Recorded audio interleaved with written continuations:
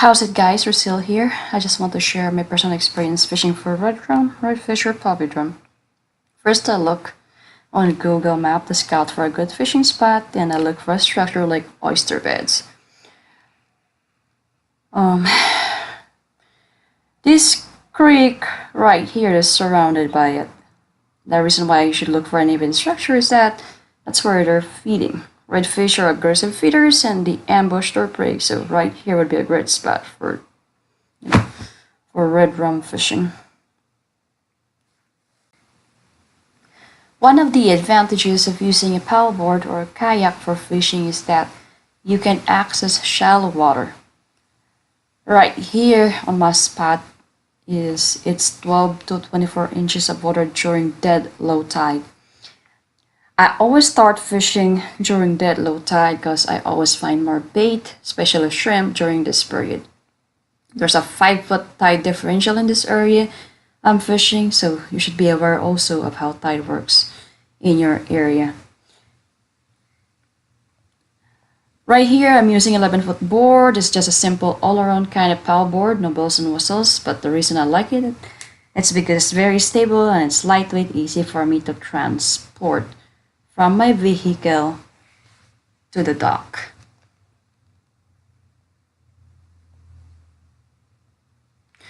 For my live bait setup, I'm using a Carolina rig with half-ounce sinker and 2.5 foot of leader and an owner HSW hook 2/0. On board also I get this live bait bucket with aerator, and right here I had 2 live bait left inside the bucket. I got 1 live finger mullet and 1 live shrimp.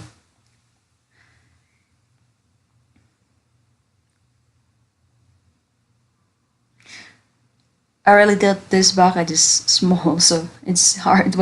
I was having a hard time getting my bait.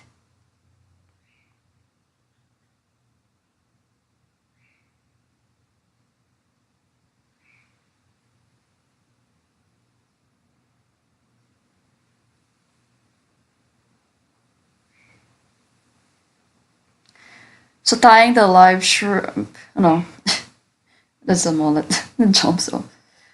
Yeah, tying the live bait or tying the live shrimp. I usually hook my live shrimp underneath its horn, just right above the head, right there. That way the shrimp stays alive longer and can swim naturally.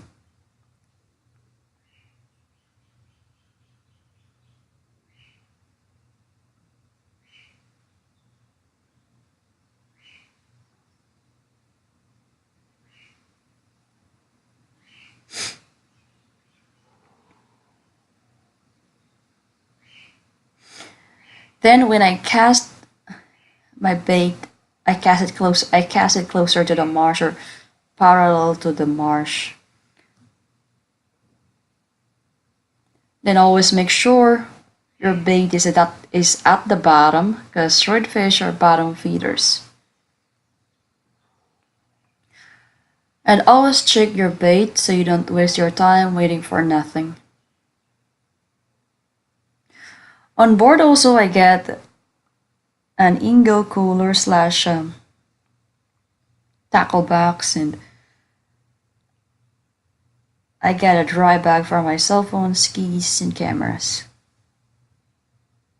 I'm using an 11-foot Yolo board here. As I've said, I love it because it's very stable and lightweight.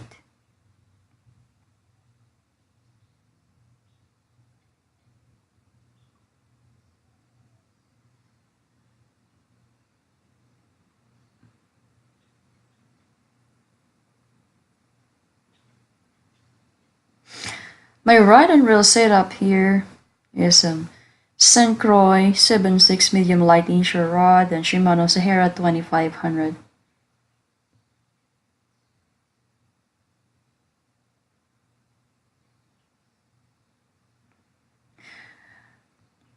right here, it's oyster bars or oyster beds right there, parallel to the marsh. It's all oysters right there, and we won't be able to see it because it's high tide. And during low tide, it's gonna be razor sharp oyster beds.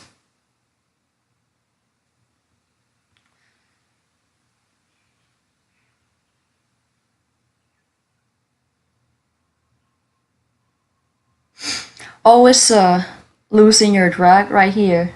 Stupid mistake. I did not loosen my drag, and the red fish, almost took my cooler away. And sorry I turned off the camera. I thought it wasn't on. Luckily I landed the fish. And so far it's my personal best redfish, 26.5 inches. Right there. I got this bucket and big bucket and cast net.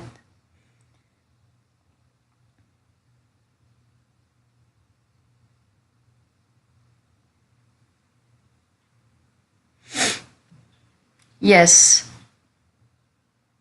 it's a keeper, and I brought it home and cooked sinigang.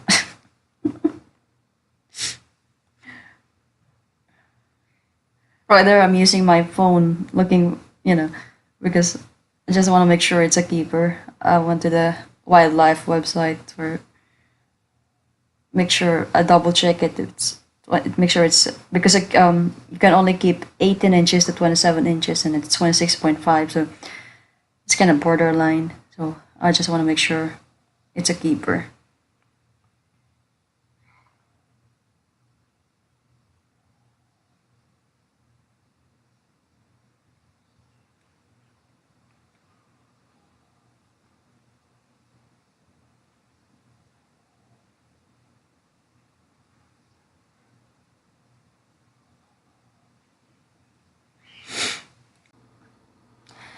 Lastly, here's my tide chart and fish bite pattern. It's always productive during new moon, and just right above this red line here, I always have a bite. I don't know if this helps or not. Anyways, thank you for watching, y'all. Aloha.